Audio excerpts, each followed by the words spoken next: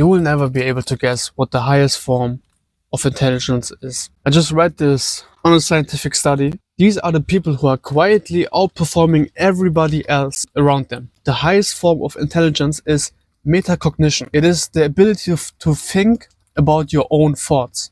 So what does this mean? Thinking about your own thinking process. Thinking about why do we think certain things the way we think it. Sounds really complicated, right? But in essence, why do I think this? How do I think? And where does this come from? Is a really intelligent question, which most people never ask themselves. For example, my parents, who are really, really religious, and don't get me wrong, I'm religious too. I'm just using this example. They have been always very critical of me overthinking, okay, why do we think that certain things in religion are this way? Why do we think that?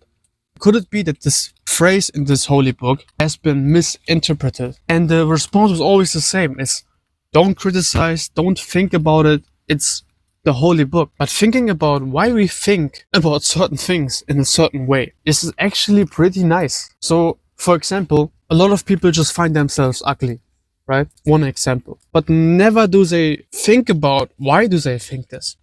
The question of, okay, why do I think that I'm ugly, for example, is such an intelligent question when you think about it, because you can actually go to the root of your mental model, how you work. What outside sources give you which thoughts is a really intelligent question. Where do we get our thoughts? I have no clue. Some thoughts we get from school, from our parents. The thoughts we think are entirely different from the thoughts that African kids think, or African people think. And their thoughts are completely different than the thoughts of the Brazilians. So essentially our thoughts are entirely made up by the people around us. When I really think about this, I don't really put so much emphasis on thinking and thinking about this topic, which means the more I think about my thoughts, the more I think about my thinking, the more I realize it's just all bullshit. It's made up.